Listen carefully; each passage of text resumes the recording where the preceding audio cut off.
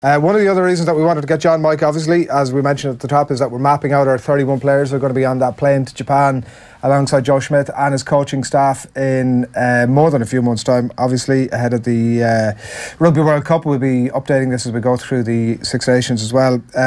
4 years ago, Joe Schmidt... Depth chart, yes. Good hashtag.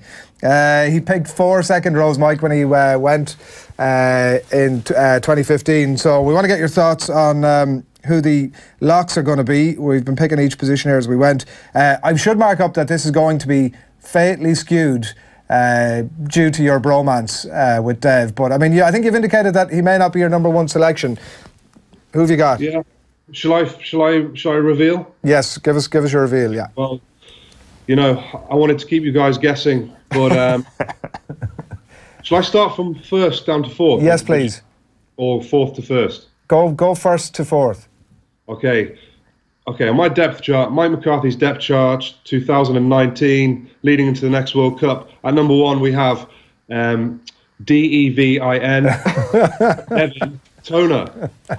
And I'm going to go into a couple of reasons why Dev Toner is number one.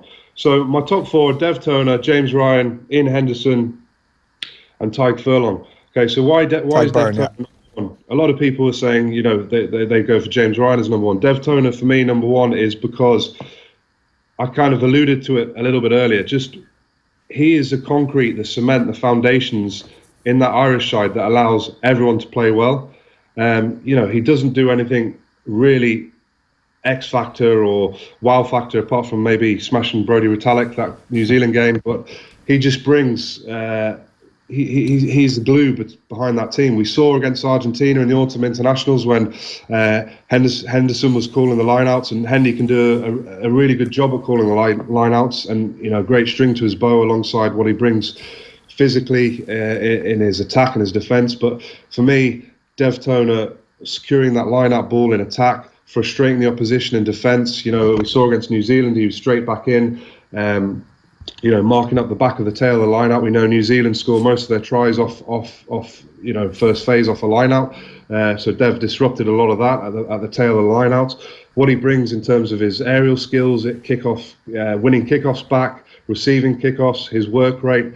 You know, I really do believe, and I think Joe Schmidt's tinkered with it a couple of times, you know, having different lock combinations, but you always come out the game thinking, geez, it really shows what's missing when Dev isn't playing. Maybe he's come through this, but I'm not a bit concerned by the form of Devin Toner over the last while. Oh no, I think he's been playing. I think he's been playing well, and sometimes he goes about his business without, you know, you really noticing him. But you know, he needs to be in that team, and for me, he's first on the list. Number two, James Ryan. We've seen what he brings in terms of his work rate, his collisions in defence and attack, and you know, carrying the ball, getting over the gain line, getting over those when he's running into heavy traffic, getting over those 2 inches, and you know, he's huge for the team and what he brings physically and giving the team that momentum. Ian Henderson, I know he's injured at the moment, but you know, we know what Hendy brings when he's fit, and Tyg Furlong, Tyg Byrne, sorry, has been a revelation. So he's carried that form from Scarlets across to Munster, brings a real poach straight at the breakdown.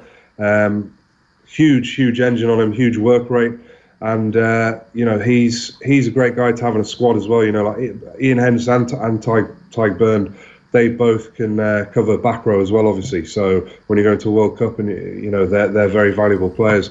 Kind of off the radar a bit, but guys who could possibly make it: Alton Delan and Jean Klein. For me, two great players, and Gav Thornbury also. I mean, the stocks are since 2015 when we didn't have, you know, 2, 3, 4 absolute quality world-class players in each position.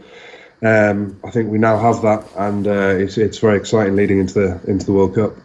So I do have a question about Devin Toner, but just to kind of put that into some sense. So you've got your 4 in the depth chart. How many beyond that do we reckon are going to get on the plane? I know it's up to Joe and all that. Obviously, Henderson and Burns' cases are greatly enhanced by the fact that they're versatile and can play the back row, as you've already mentioned. Is there a fifth? He brought 4 in 2015. So because of their versatility in the back row, could there be somebody who's not on your depth chart, Mike, who could make the plane?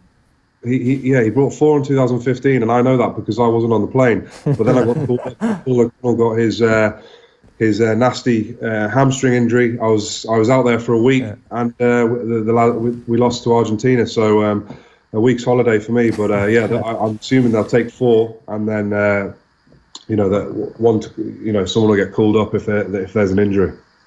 How does that work when you're sitting around? On Owen's question there, in terms of. That you're. Is he in contact with you to say, listen, you're the next man in if anything goes wrong here, or how does that work? Well, that wasn't the case with me, but to be honest, I hadn't been in the training camps before they went, so I thought I was completely off the radar. But my form was good for Leinster, so it just shows that Joe does not miss a trick. He was obviously keeping tabs on the guys, guys even who maybe weren't. The next in line, because I think Dan Toohey had been in all the training camps, so my assumption was an injury. Dan Toohey would get called up, so it was a surprise when I did get called up. So were you off, sort of enjoying yourself? No, what was I doing? I'm not sure actually, to be honest, what I was doing, but I certainly wasn't expecting a call up, so it was a bit of a shock, to be honest. I just have, sorry Mike, I just have one last question on Devin Toner and the difference between him. Last one on Devin Toner, okay? He doesn't want to be picked at too much here. No, it's actually kind of backing up your point, because I do wonder if Devin Toner is one of the more underrated players in the squad, which seems such a ridiculous thing. How could you underrate the tallest man in the world and not appreciate what he does every single time? But maybe it's more accurate to say, has he been underrated? Because I really feel that there was a public shift in terms of favour of Devin Toner being our second row post the Argentina game, post the New Zealand game. You mentioned the massive headline-grabbing moment against Brodie Retallick, but everything else he did in those 2 tests were outstanding as well. That now it is a realistic debate as to who is our best lock, and Devin Toner seems to be edging his way in front in that discussion. Do you feel that before that he was a tad underrated? Yeah, I think possibly he has been, because like I said, Dev doesn't really bring that absolute wow factor that the likes of Ian Henderson, James Ryan, Tyg Byrne, they are absolute power athletes, phenomenal specimens, physically. And I think Dev would be the first to say he's not a power athlete. So when you're looking at those players, it's probably very tempting to say, oh, I'd love to have them in my starting team in terms of what they bring in terms of their carrying, getting over the gain line. And you try it out, you tinker with it, you give those guys a run, and for some reason it just doesn't quite gel. I think Dev complement. We've got players now who can carry the ball, get over the game for us. We've got phenomenal back rowers, we've got phenomenal second rowers. Those 3 I just mentioned in terms of their power game they bring. But I'm not sure the exact science behind it, but you just seem to need Dev there to gel those guys together. And sometimes the likes of Ian Henderson and Tyg Byrne, because they're so powerful, so explosive, bring so much energy and dynamism, they are actually sometimes better off the bench. It's like, same with Sean Cronin. He's such a power athlete. What he brings coming off the bench when guys are tired, when they're fatigued in the last 20 minutes is pretty incredible. Yeah, you're talking me around, I have to say. We're just showing a selection of the people that have been in touch, the slide of people that have been in touch with us over the last while, given their picks. To be fair, the vast majority of them are going for James Ryan, number 1. Anecdotally, after that, it's any combination of Toner and Henderson, and then Tyg Byrne bringing up the rear. Like, it does seem like a shootout between Toner and Henderson, at least if you're Joe Schmidt for that second berth. In the same way that we've just been speaking about people writing off Devin Toner, is it the same case with Tyg Byrne? Mike, do you think that, like, a guy who is so influential as a line-out leader, he's good in the ball, he's aggressive at the breakdown, unbelievable turnover stats, maybe some of those are more back row features, but are we writing him off too early in a way that actually, you know, he does well for Munster over the latter stages of the Champions Cup, maybe squeezes his way in the Six Nations, and suddenly we could be looking at a Ryan-Byrne combination? Yeah, definitely. I mean, he's got a great opportunity with Henderson being out to, you know, to be involved in that match squad for that first game against England. But you know, we've spoken about what Tadhg Beirne brings. He's a phenomenal athlete, and you know, he's got the complete game. I think maybe, I'm not sure what it is, but possibly the only thing I could think of that is maybe lacking in his game, which, you know, is, I'm really not sure if it's the case, but it's just his size for international rugby at second row. You know, like myself, I wasn't the tallest. Tadhg wouldn't be the tallest. He's about 6. I don't think he's 6'5". I think he's 6'4", and you know, he wouldn't be the heaviest. So in terms of giving that foundation and security of, you know, having that weight and strength in the scrum to give you that platform, I'm not sure if that is an issue. I don't think it is, but you know, in terms of size, would be slightly smaller than other second rows and be more in the figure of a back row. Just on that basis, as we wrap up on it, so size is the thing that's against Byrne. The lack of aggression, I'm sort of probably misparaphrasing the expression that you used about Dev Toner a little bit earlier on. Is there any, or what are the weaknesses of James Ryan? Yeah, I don't think he has any, does he?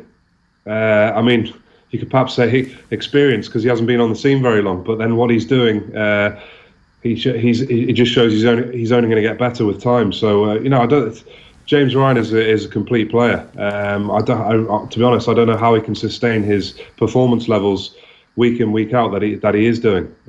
So you know, James Ryan is, you know, up there with the best test locks in the world at the moment. I must say, you saying he wouldn't be the tallest, he's 6'5", is the most heartbreaking thing I've ever heard, Mike.